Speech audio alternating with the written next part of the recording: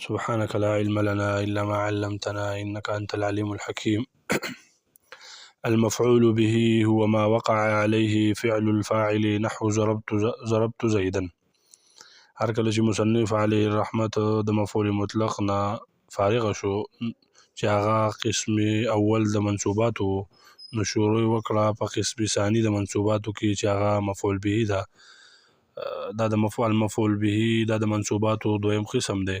نو مصنف علیه الرحمت فرمایي چې هو ما وقع عليه فعل الفاعل مفعول به تعریف کوي. غرض د مصنف په دې عبارت سره تعریف کول د مفعول به دی. نو فرمایي چې مفعول به دا نوم د هر هغه څیز دی وقع علیه فعل الفاعل چې فعل د فاعل پې واقع شوی وي، لکه ضربت زیدن. دا زیدن د لفظ د زید چې دی دا مفعول به ده، چې دا نوم د هر هغه څیز دی چې هغې باندې فعل د فاعل واقع شوی دی. نو اوس دلته مونږ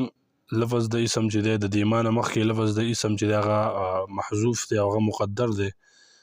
یعنی دا اصل کې دی هو اسم ما وقع علیه فعل، یعنی دا مفعول به نوم د هر هغه څیز دی چې فعل د فاعل پرې واقع شوی وي. که چېرته مونږ دلته لفظ د اسم راونه باسو بلکې داسې ووایو چې دا هو ما وقع علیه فعل الفاعل، دا مفعول به هر هغه څه ته وایي چې فعل د فاعل پرې واقع شوی وي، نو دلته بیا خرابي راځي. خرابي داسې راځي چې په غیر مفعول به په تعریف د مفعول به کې به غیر مفعول به داخل شي او کوم چې مفعول به ده هغه به خارج شي. هغه داسې چې دلته تا ووایي چې مفعول به چاته وایي هو ما وقع علیه فعل الفاعل، چې فعل د فاعل پرې واقع شوی مفعول به هغې ته وایي.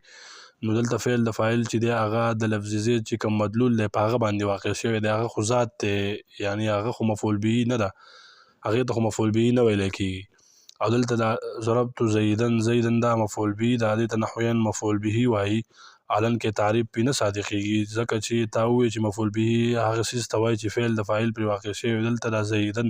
په لفظ باندې فعل د فاعل خو نه دی واقع شوی. نو د دې مطلب دا دی چې خرابیانو د بچ کېدو د وجې نه مونږ چې دی دلته دا اسم مقدر راوباسو. او مصنف علیه الرحمت دا نه دی ذکر کړی، اکتفا یې کړې ده په ما سبقه باندې، او په آینده کې به هم نه ذکر کوي، اکتفا به ما سبقه باندې کوي. دویمه خبره دا ده چې دلته د فعل نه د وقوع نه مراد تعلق دی، او داسې تعلق دی چې هغه په غیر د واسطې د حرف جر نه وي، او دغه تعلق خوا که ایجابي وي او که سلبي وي.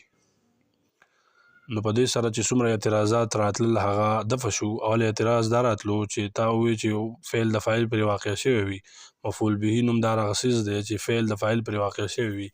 ایاک نعبدو کې دا ایاک مفعول به ده، او دا عبادت خو په الله باندې واقع نه دی، بلکې یعنی واقع نه دی او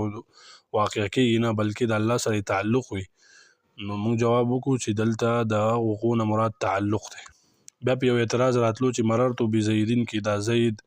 د دې مررتو فعل تعلق د دې زید سره دی، او الان کې دا خو مفعول به نه ده. نو موږ جواب وکړو چې د تعلق نه مراد داسې تعلق دی چې هغه په غیر د واسطې د حرف جر نه وي. بیا بل یو اعتراض راتلو چې تا ووایي چې فعل د فاعل پرې واقع شوی وي، ما ضربت زیدن کې دا ما ضربت زیدن دا فعل د فاعل پرې واقع نه دی بلکې نفي دی. نو موږ وایو چې مراد د تعلق نه یعنی د تعلق عام دی، ایجابي وي او که سلبي وي. او مراد د فعل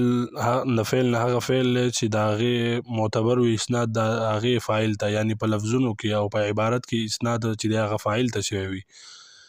لہذا ضرب زیدون تی خارج شو، اگر چې دلته فعل د فاعل پرې واقع دی لیکن اسناد فاعل ته نه دی شوی په لفظونو کې او په عبارت کې، بلکې اسناد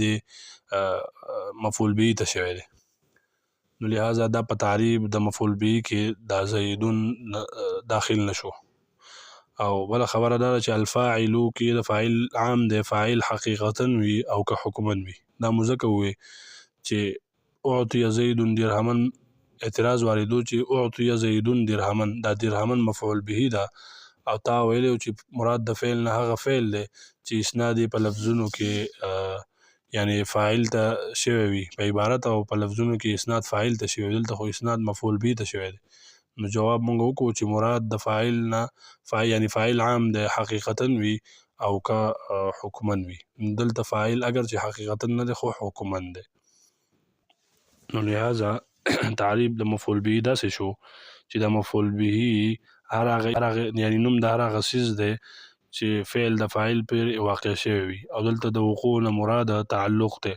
او دغه تعلق خوا که ایجابي وي او که سلبي وي او دغه تعلق په غیر د حرف جر نه وي یعنی په غیر د واسطې د حرف جر نه وي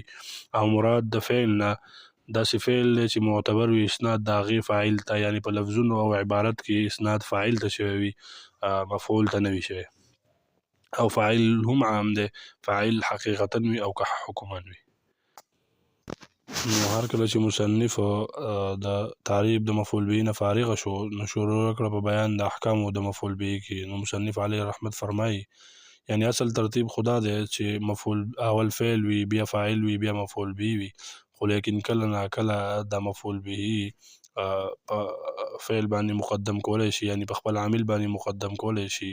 او دا مقدم کول جایز دي ځکه چې فعل چې دا قوي العمل دی یعنی دا د دې وضع چون کې د عمل لپاره شوی ده لہذا دا په معمول مقدم او مؤخر دواړو کې عمل کولی شي او کله نا کله دا واجب وي دا تقدیم د مفعول به واجب وي کله چې دا مفعول به داسې څیز وي چې هغه متضمن وي معنی د شرط لره یا معنی د استفهام لره ځکه چې دا معنی د استفهام او معنی د شرط چې دا خو صدارت د کلام غواړي او کله نا کله دا تقدیم د مفعول به دا ناجایز وي لکه په دې صورت کې من البر ان تکف لسانک دلته دا تقدیم د لسانک مفعول به په دې ان تکف خپل عامل باندې دا تقدیم ناجایز دی ځکه چې دا د ان مصدریه سره دا فعل په تعویل د مصدر سره وګرځېدو او مصدر عامل ضعیفه دی په معمول مقدم کې عمل نشي کولی مصنف علیه رحمت فرمایي وقد يتقدم او کله نا کله مخکې کېږي دا مفعول به په فعل باندې لکه زیدا ضربتو او تقدیم د فاعل په فعل باندې جایز نه دی ځکه چې بیا التباس د مبتدا سره راځي